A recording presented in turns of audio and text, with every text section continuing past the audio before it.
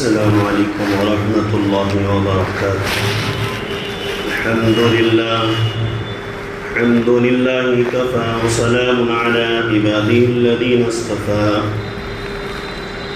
اما بعد فاعوذ باللہ من الشیطان الرجیم، بسم اللہ الرحمن الرحیم۔ ولا تغرنکم الحیاة الدنیا ولا يغرنكم بالله الغرور۔ عن شداد بن أوس رضي الله عنه قال قال رسول الله صلى الله عليه وسلم: الكيس من دان نفسه وعمل لما بعد الموت، والعاجز من اتبع نفسه هواها وتمنى على الله۔ رواہ الترمذی۔ اما بعد فاعوذ باللہ قد صدق اللہ رسولہ النبی الکریم ونحن على ذلك لمن الشاہدین الشاکرین والحمد للہ رب العالمین۔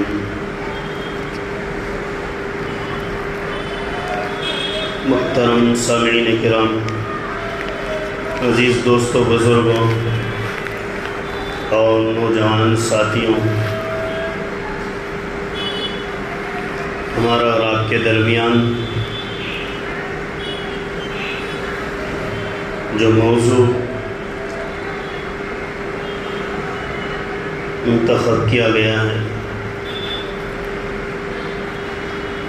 وہ ہے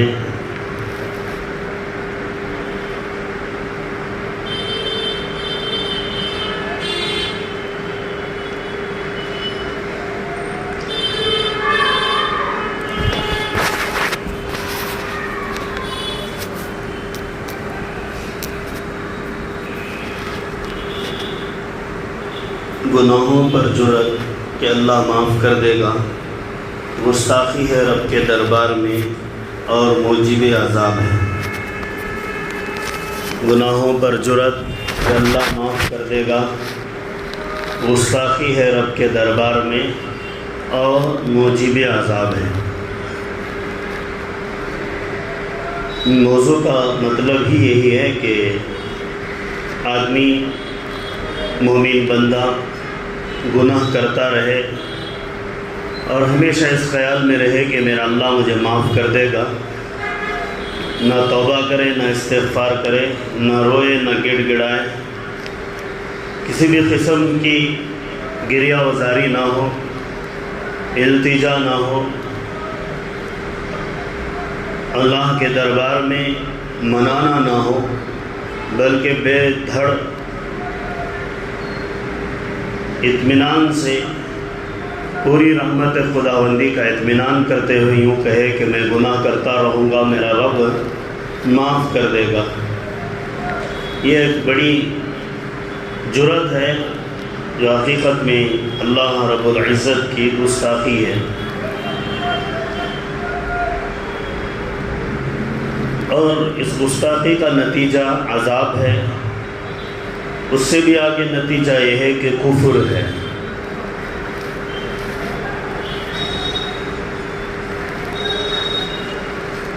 علامہ ابن عباس شاذلی رحمۃ اللہ علیہ فرماتے ہیں، جھوٹی امید کا رکھنا اور جھوٹی تمنا کا رکھنا اس بات پر کہ رب معاف کر دے گا، اور گناہ بڑی جرأت سے کرنا یہ عذاب کا اور کفر کا سبب ہے۔ حدیث میں آتا ہے: یصبح مؤمنا ویمسی کافرا ویمسی مؤمنا ویصبح کافرا یبیع دینہ بعرض من الدنیا۔ مومن بندہ صبح کو مسلمان رہتا ہے اور شام ہوتے ہوتے کافر ہو جاتا ہے، اور شام کو مسلمان رہتا ہے، صبح ہوتے ہوتے کافر ہو جاتا ہے، اپنے دین کو چند درہم چند پیسوں کے بدلے میں بیچ دیتا ہے۔ ایمان کو چند پیسوں کے بدلے میں بیچ دیتا ہے۔ اور یہ بندے وہ ہیں جسے قرآن کہتا ہے اولئک الذین اشتروا الضلالۃ بالہدی فما ربحت تجارتہم وما کانوا مہتدین۔ یہ وہ لوگ ہیں جنہوں نے ہدایت کے بدلے گمراہی خریدی، ایمان کے بدلے کفر کو خریدا، ایمان کے بدلے فسق کو خریدا، ایمان کے بدلے فجر کو خریدا۔ وما کانوا مہتدین، اب اس کے بعد ان کے ہدایت کے راستے بند ہو جائیں گے، ہدایت کے اسباب روک دیے جائیں گے اور وہ ہدایت پانے والے نہیں ہوں گے۔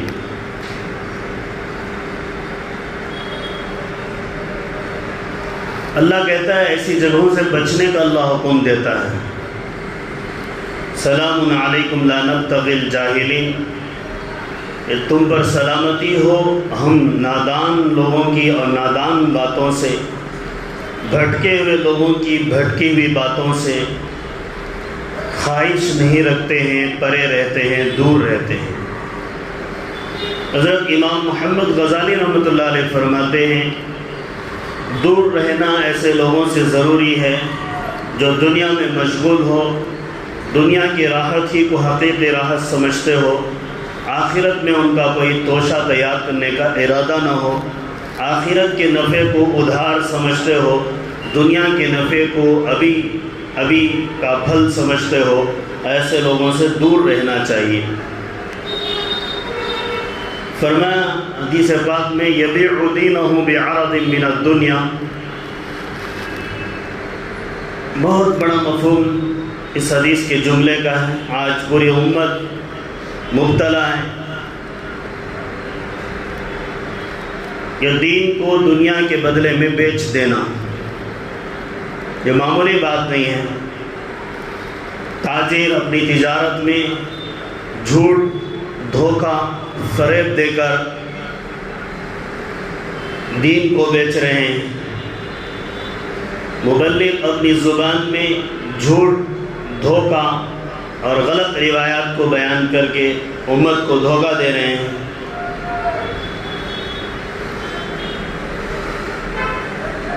دوائی بیچنے والے دوا کے فوائد بتا کر بہت زیادہ قیمت میں کم قیمت کی دوائیں بیچ دیتے ہیں۔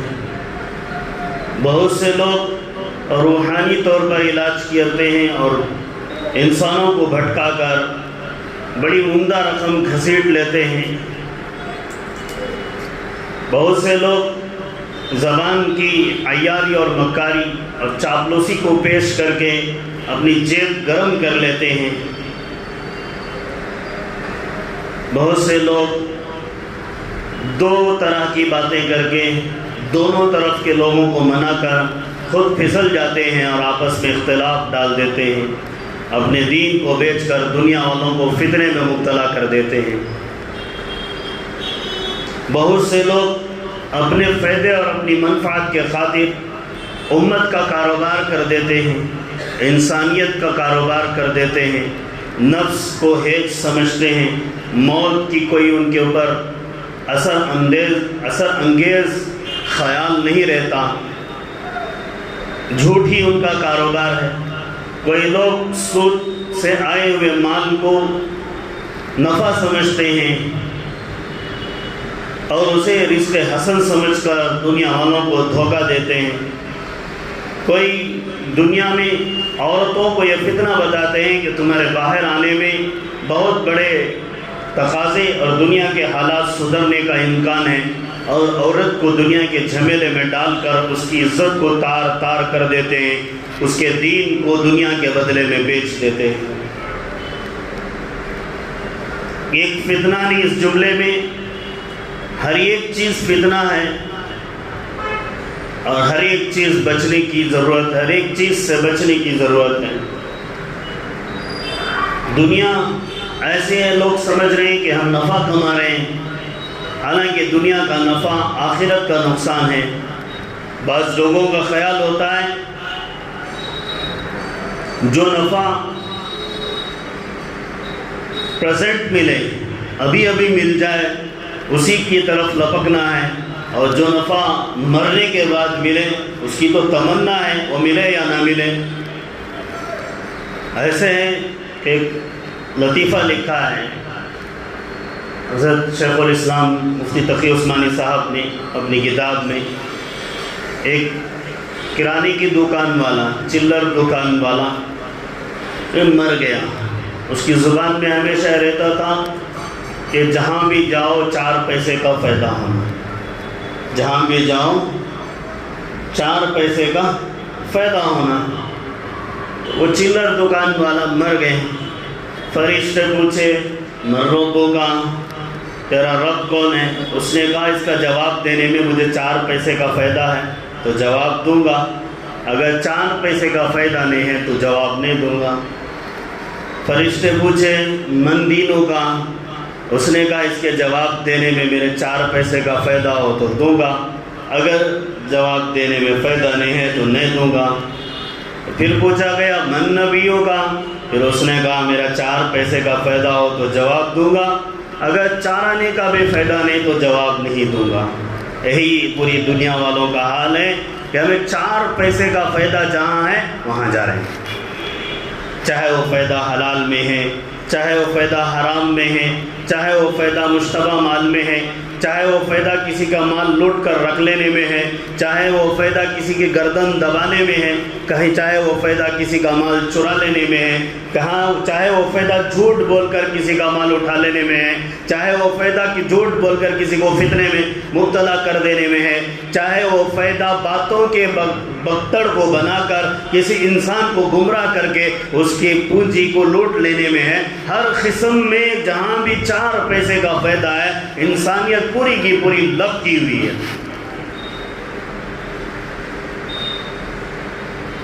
پوری انسانیت لپ کی ہوئی ہے۔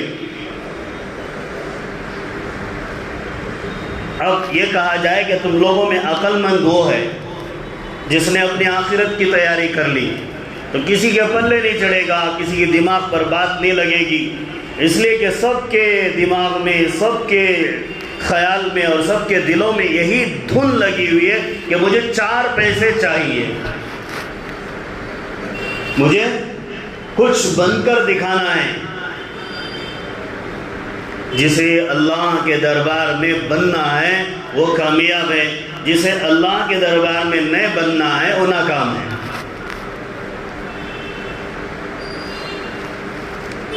ہارون رشید رحمۃ اللہ علیہ کے بیٹے نے ایک شعر کہا ہے، بہت اچھا شاعر تھا اور صوفی لڑکا تھا، اس کا مستقل واقعہ ہے، لیکن اس کے شعر سے بڑی عبرت حاصل ہوتی ہے۔ یا صاحبی لا تغتر بتنعم، اے میرے دوست نعمتوں سے دھوکہ مت کھا، نعمتوں کا زیادہ مل جانا بھی مصیبت ہے، نعمتوں کا نہ ملنا بھی مصیبت ہے۔ اللہ کے نبی صلی اللہ علیہ وسلم نے فرمایا کہ دنیا تم پر کھول دی جائے گی، ایسی کھولی جائے گی کہ پوری دنیا کی طرف تم لپکو گے، یہ بھی تمہارے لیے فتنہ ہے۔ بسطت علیکم الدنیا کما بسطت علی من کان قبلکم، پہلے یہود و نصارہ پر دنیا کو کھول دیا گیا، کوئی بادشاہ بنا، بادشاہ بنتے بنتے رب بن گیا، اور خدا کا نافرمان بنتے بنتے خود خدائی کا دعویٰ کرنے والا بن گیا۔ اور ان کی زندگی مثالیں آج تک بھی رٹی رٹائی، اور مسلمانوں میں اس کا تذکرہ کیا ہی جاتا ہے، کیا نمرود کا تذکرہ، کیا شداد کا تذکرہ، کیا فرعون و حامان کا تذکرہ۔ اس لیے نہیں اللہ نے باقی رکھا کہ ہم عبرت حاصل نہ کریں، بلکہ عبرت ہی کے لیے ان کو پیدا کیا اور عبرت ہی کا سبب ان کو بنایا۔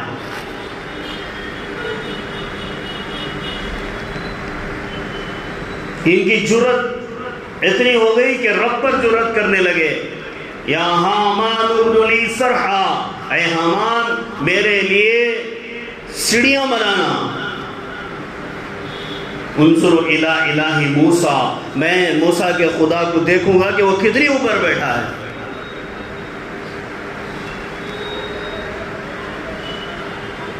اس سے معلوم ہوتا ہے کہ آدمی کو کرسی مل جاتی ہے تو غرور آتا ہے، جہالت غرور کو پیدا کرتی ہے، غرور رب کو ناراض کرتا ہے، جس بات سے رب ناراض ہوتا ہے وہ بات جہنم کو لے جاتی ہے۔ جہالت غرور کو پیدا کرتی ہے، غرور رب کو ناراض کرتا ہے، رب جس بات سے ناراض ہوتا ہے، اگر اکڑنے والا معافی نہ چاہا تو اس صورت میں اسے جہنم ہی ہے۔ اللہ حفاظت فرمائے۔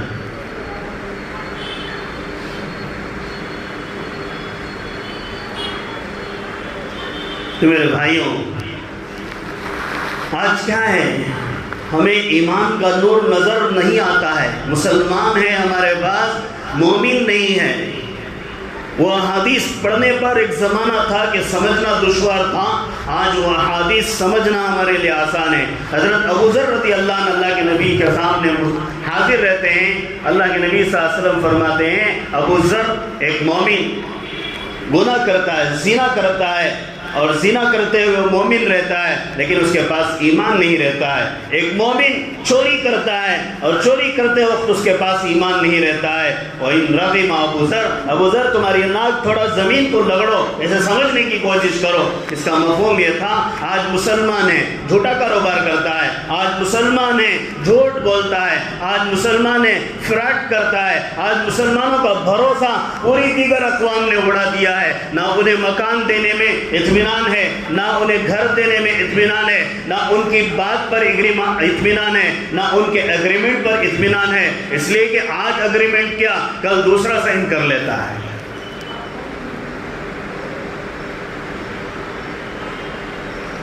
زبان کا اعتبار نہیں، قول کا اعتبار نہیں، عمل کا اعتبار نہیں، لباس کا اعتبار نہیں، زندگی کا اعتبار نہیں، فعل کا اعتبار نہیں، نبوت کا طرز نہیں، صحابہ کا مزاج نہیں۔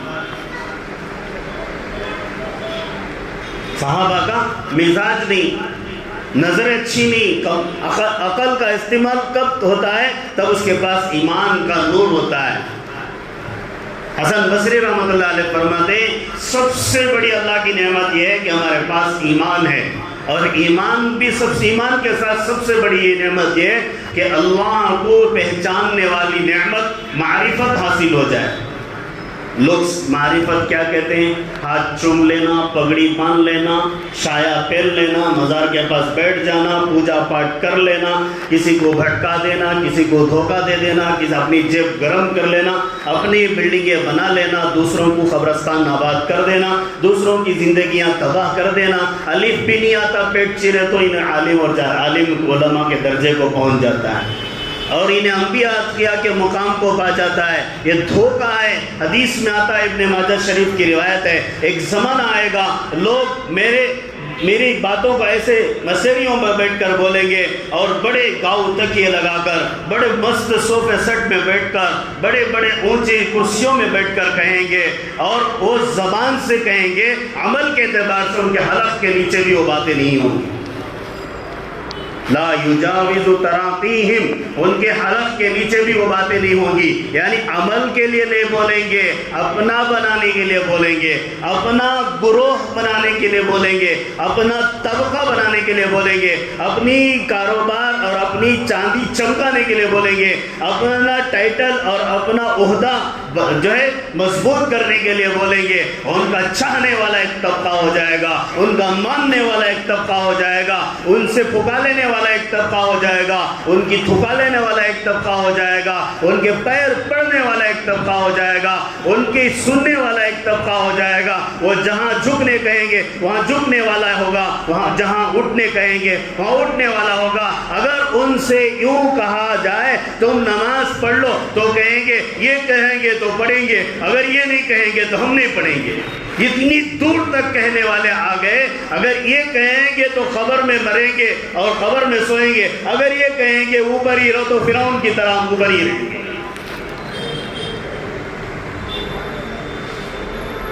وَمَنْ أَظْلَمُ مِمَّنِ افْتَرَىٰ عَلَى اللَّهِ كَذِبًا أَوْ كَذَّبَ بِالْحَقِّ، کیا ظلم ہے جس نے اللہ پر بھی جھوٹ باندھا اور جھوٹ بات کو سچے انداز میں پیش کیا۔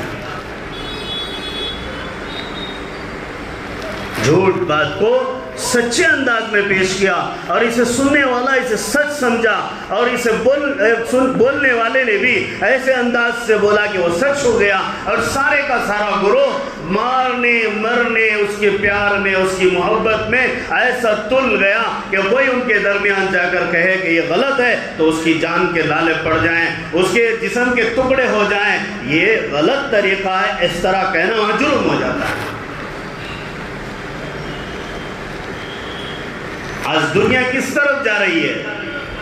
فریب کی طرف جا رہی ہے، مکر کی طرف جا رہی ہے، جھوٹ کی طرف جا رہی ہے، فراڈ کی طرف جا رہی ہے، ہر طرف جا رہی ہے. سچائی کی باتیں دنیا والوں کو ہضم نہیں ہوتی، دنیا کی حکومتوں کو ہضم نہیں ہوتی. قرآن کی باتیں کسی ایک نفس کو اگر ہضم ہو گئی تو اس زمانے کا ولی ہے. دوسرا جملہ فرمایا فالعمر ينفس والنعیم یزول. عمر ختم ہو رہی ہے، ضائع ہو رہی ہے، اور نعمتیں ختم ہو جائیں گی. آج کل نہیں ملتی، کل پرسوں نہیں ملتا، پرسوں اتھرسوں نہیں ملتا، یہ ختم ہوتا ہے. لیکن اس کے پیچھے ہی لگا رہے نا کہ مجھے کل کچھ بننا ہے، مجھے کل کچھ بننا ہے. دنیا میں عہدے ہیں، دنیا میں مسندیں ہیں، دنیا میں جو ہے ٹائٹلز ہیں، دنیا میں ریکارڈز ہیں، لیکن ان ریکارڈ کا اعتبار کب ہے؟ اللہ اگر راضی ہو اور اللہ کے لیے کیے ہوں تو کامیاب، اگر اللہ کے لیے نہیں اپنے لیے کیے ہیں تو قبر کے ساتھ ختم. قبر ہو گئی تو قبر کے ساتھ ختم. فرماتے ہیں پیر ذوالفقار صاحب دامت برکاتہ، کل کا وزیر اعظم آج کا اسیر اعظم. مطلب یہ ہے کہ کل پرائم منسٹر تھا، آج جو ہے قید خانہ، بڑے قید خانے میں اسے قید کر لیا جاتا ہے. کل کی دنیا آج نہیں ہے، آج کی دنیا کل نہیں ہے. اس کل کے پیچھے ہم 2 پل گزار رہے ہیں، ہمیں پل کی خبر نہیں ہے کہ ہماری موت کب آئے. آخرت کی تیاری نہیں ہے ہمارے پاس. بہت بھٹکے ہوئے ہیں، بہت دور ہو چکے ہیں، اتنا دور ہو چکے ہیں، اتنا دور ہو چکے ہیں. حکیم الاسلام رحمۃ اللہ علیہ اپنی تقریر میں فرماتے ہیں کہ اگر صحابہ اٹھ جائیں اور ہمیں دیکھیں تو بلا مبالغہ اور بلا جھجک کہیں گے کہ ہم لوگ کافر ہیں، ہم لوگ کافر ہیں. اس لیے کہ ہمارے اندر منافق کی 3 نشانیاں ہیں. ایک نشانی ہم بولتے ہیں تو جھوٹ بولتے ہیں، ہم وعدہ کرتے ہیں تو پورا نہیں کرتے، اور جب ہم امانت رکھتے ہیں تو خیانت کر دیتے ہیں. امانت میں خیانت ہے. امانت کیا ہے؟ بات بھی امانت ہے، مجلس بھی امانت ہے، زندگی بھی امانت ہے. کسی کی زندگی اور کسی کا بول بھی ہمارے پاس ہو تو وہ بھی امانت ہے. اپنے دل کو رازوں کا قبرستان بنانے کی بجائے فحشوں کا قبرستان بناتے ہیں، سب کو بول دیتے ہیں. دنیا والے سب پر جد ہسائی کریں اور ہماری بات سے خوب مزے لوٹیں.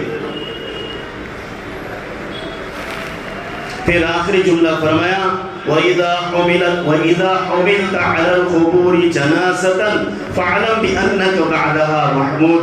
جب کسی جنازے کو دیکھ تو یہ سمجھ لے کہ میرے اس کے بعد مجھے بھی دھو کر لے جایا جائے گا، دھو کر لے جایا جائے گا. مجھے مرنا نہیں ہے، لیکن ایسا سوچنے والا ایمان سے ہاتھ دھو دیتا ہے. مرنا تو سب کو ضرور ہے.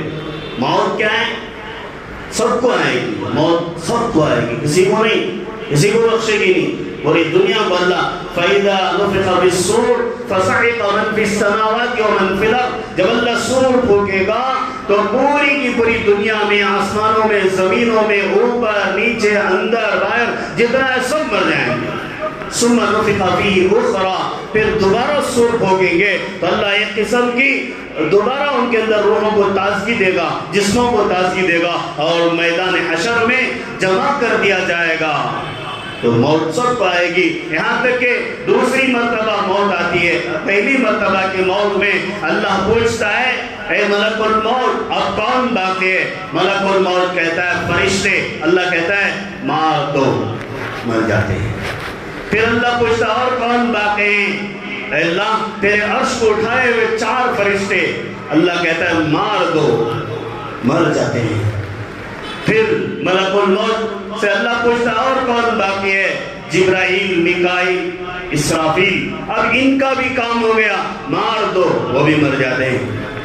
اب اللہ پوچھتا ہے اب کون باقی ہے؟ ملک الموت تھر تھر آتا ہے، اب میری بھی باری ہے، اللہ حکم کرتا مت، تو بھی مر جا، وہ بھی مر جاتا ہے۔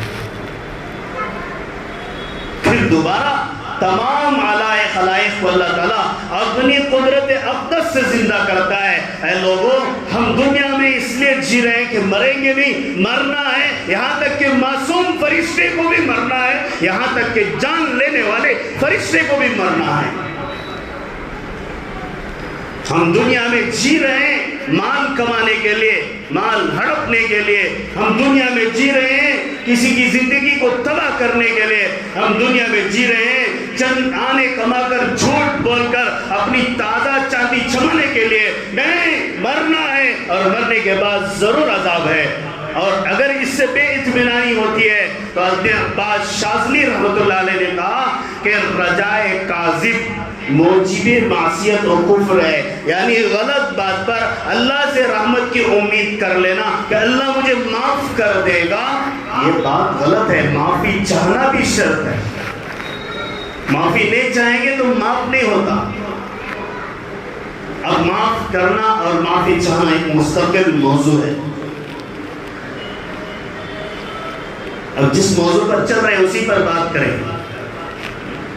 حضرت تیموس رحمت اللہ علیہ ایک بہت بڑے راہب تھے، اللہ والے تھے، اور اپنے گھر سے باہر نکلتے ہیں، گھر سے باہر دیکھتے ہیں کہ سبزہ نہیں ہے، ہرا بھرا نہیں ہے، گندی نالی جا رہی ہے، ٹیلے پہاڑ خشک پڑے ہیں، تو دل میں خیال کرتے ہیں کہ میرے گھر کے سامنے خوبصورت نہر جاتی، عالیشان باغات ہوتے، ندیاں نالے ہوتے اور پھل پھلاریاں ہوتی، چاروں طرف سے خوشبوؤں کی مہک ہوتی۔ اللہ ان کے دل پر القاء کرتا ہے، اے تیموس تو مجھے مشورہ دے رہا ہے، کائنات بنانے میں تو مجھے مشورہ دے رہا ہے۔ حضرت فوراً توجہ پاتے ہیں اور کہتے ہیں کہ اللہ، میں جب تک تو راضی نہیں ہوتا یا راضی ہونے کا پیمانہ نہیں ملتا، پروانہ نہیں ملتا، اس وقت تک میں کھانا نہیں کھاتا۔ ایسے ہوتا ہے کہ کچھ لوگ بستی میں دعوت کرتے ہیں، حضرت کو بااصرار لے جاتے ہیں، لیکن حضرت کھانے تیار نہیں ہوتے، بہت زیادہ مصر ہوتے ہیں۔ بعض چاند باز قسم کے لوگ ہوتے ہیں کہ کسی طرح بات ادھیڑ دیتے ہیں، تو انہوں نے پوچھ ہی لیا کہ کیا ماجرا ہے کھانا نہ کھانے پر اتنے ضدی ہو رہے ہیں۔ تو انہوں نے کہا کہ میں نے اللہ کی تخلیق میں اپنے اندازے کو اور اپنے مشورے کو شامل کیا، میرا رب ناراض ہو گیا، اور تو ناراض ہو گیا اس لیے میں راضی ہونے تک کھانا نہ کھانے کی قسم کھا لیا ہوں۔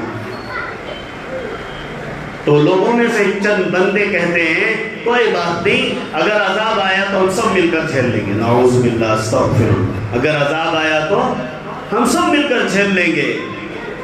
یہ سننا تھا اللہ کی طرف سے حضرت کو۔ پھر دوبارہ القاء ہوتا ہے، تیموس یہاں سے اٹھ جاؤ ورنہ عذاب میں تم شامل ہو جاؤ۔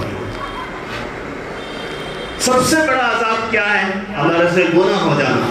سب سے بڑا عذاب کیا ہے؟ کہ کفر کی دہلیز پر ہمارا پیر بیٹھ جانا اور اس پر ہم ثابت قدم ہو جانا اور پورا اعتقاد مضبوط کر لینا کہ یہاں سے ہی سب کچھ ملے گا، یہیں سے ہمیں خزانہ دنیا بھی ملے گا، خزانہ آخرت بھی ملے گا۔ کفر کی دہلیز پر یقین کر لیا تو سمجھو کافر ہو گیا۔ ہم نے کئی بزرگوں سے اور کئی ذمہ دار احباب سے واقعہ سنا، ایک عالم دین کا، اللہ معاف فرمائے اگر دوبارہ ایمان لائے ہیں تو بات یہ تھی کہ صحابہ میں بھی ایسے ایک دو واقعے ہیں، لیکن ایک عام آدمی کا واقعہ بتایا۔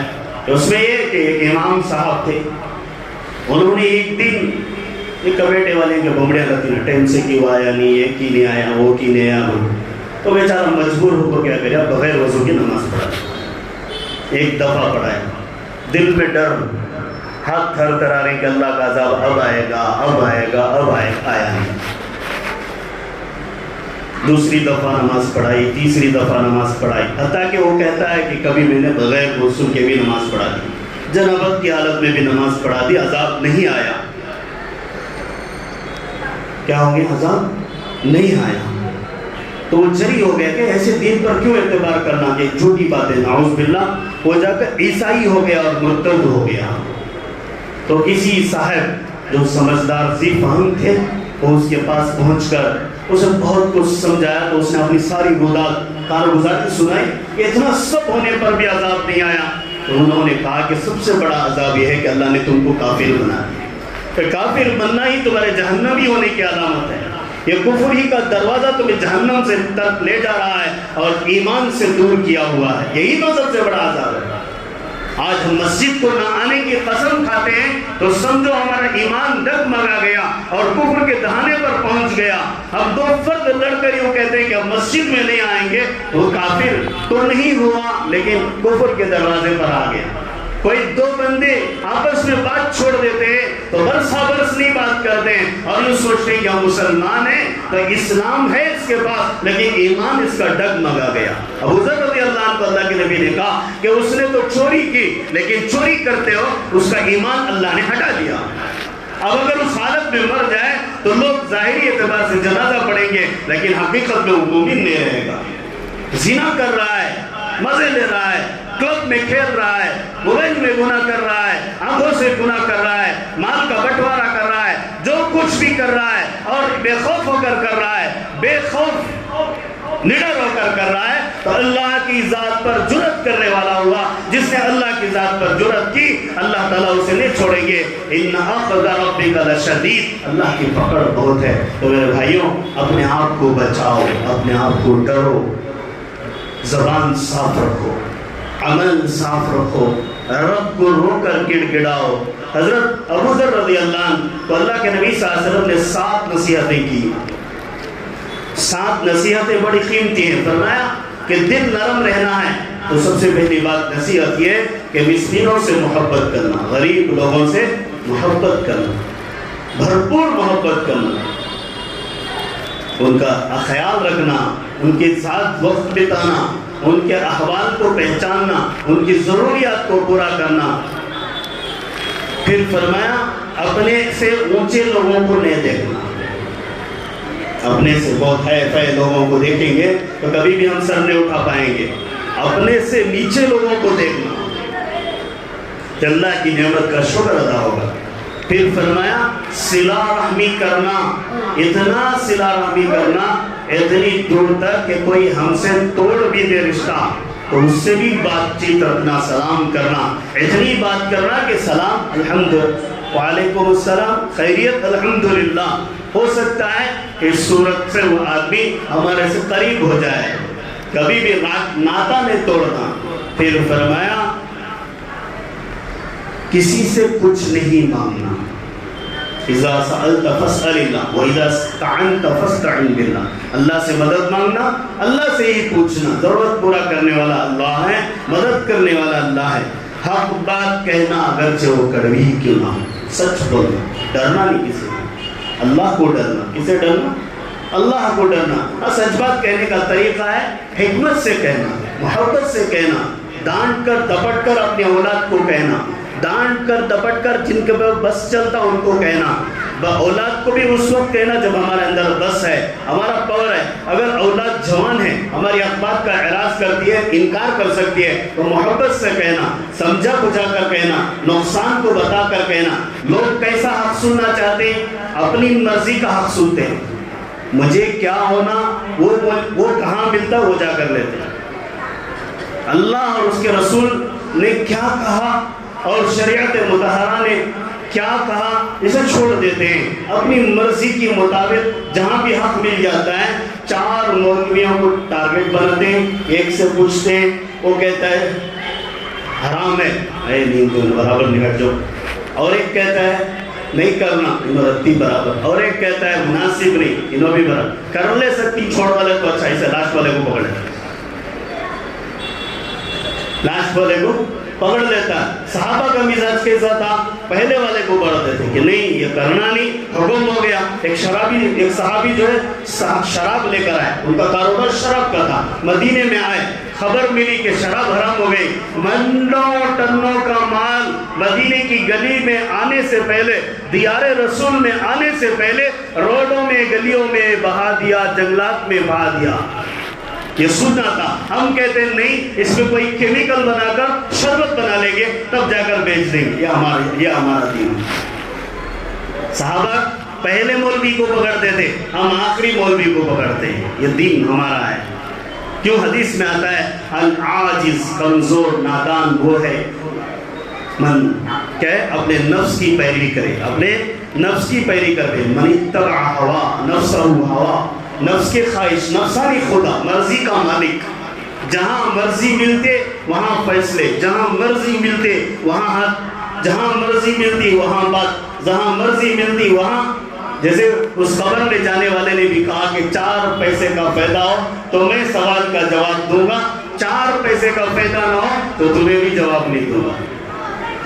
کیا ہے استغفر اللہ، کیا ہے ہم جس دنیا میں جی رہے ہیں. اگر ہم ان صحابہ مقدس ہستیاں کی زندگی دیکھیں تو ان کے سامنے قیصر و کسریٰ کا مال آ کر پڑ گیا، نظریں نہیں جمائیں. ایک صحابی جو ہے غنیمت کے مال میں قیصر جو بہت بڑا سپر پاور بادشاہ تھا اس کا تاج لا کے رکھتے ہیں. اس تاج میں حیات الصحابہ میں لکھا ہوا ہے کہ 7 نسلیں اس کی جی سکتی تھی. اتنے ہیرے جواہرات لگے ہوئے تھے. وہ آ کر لگ کر چلے جاتا ہے. مینجمنٹ کرنے والے صحابی پوچھتے ہیں اس میں کیا ہے پتہ ہے؟ مجھے اس سے کوئی حرج نہیں، میں اس میں کیا ہے دیکھنا نہیں چاہتا. ہم یہ نہیں، ہم تو وہاں پہنچانے کے لیے ہی تیار نہیں. ہمارا یہ ہے ہم تو وہاں پہنچانے کے لیے ہی تیار نہیں. یہ مال وہاں جائے گا، میرے بچے کیسے جئیں گے، میرا پریوار کیسے پلے گا، میرا پیٹ کیسا پلے گا، میری زندگی کیسے چلے گی، میری نسلیں آباد ہو جائیں گی. اسے چرا لینے میں ہی بہتر ہے، اسے رکھ لینے میں ہی بہتر ہے، اسے غبن کر لینے میں ہی بہتر ہے. یہ ہماری زندگی ہے. اور گناہ کیا ہے؟ سستا ہو چکا ہے. بازار میں گناہ سستا ہو چکا ہے. ہر کسی کو آسانی سے گناہ فراہم کیا جا رہا ہے. گناہ کیا ہے؟ فراہم کیا جا رہا ہے. ہر بول میں، ہر چال میں گناہ ہے، ہر فعل میں گناہ ہے. پتہ بھی نہیں یہودی لابی نے ہمارے اوپر اتنی محنت کر دی ہے، اتنی محنت کر دی ہے کہ انہوں نے جو شیطانی قسمیں کھائی تھی کہ مسلمانوں کی رگ رگ میں سود کو پہنچائیں گے، پہنچا دیا. جھوٹ کو پہنچائیں گے، پہنچا دیا. گناہ عام کر دیں گے، کر دیا گیا. آج ہم پورے اس میں مشق اور مبتلا ہیں. اللہ حفاظت فرمائے، میری، آپ کی اور پوری امت کی حفاظت فرمائے. المان الحفیظ. ہمارا رب کیا ہے، ہم اس رب کے وعدے کیا ہیں، اس پر پورا یقین کریں. شیخ عبد الواحد رحمۃ اللہ علیہ فرماتے ہیں کہ ہماری کشتی چل رہی تھی. کشتی ہوا کی وجہ سے، طوفان کی وجہ سے ایک جزیرے میں چلی گئی. ایک نوجوان کو دیکھا، ایک بت کی پوجا کر رہا تھا اور تھوڑی کھیتی وغیرہ کر رہا تھا. تو اسے پوچھا تیرا خدا کون ہے؟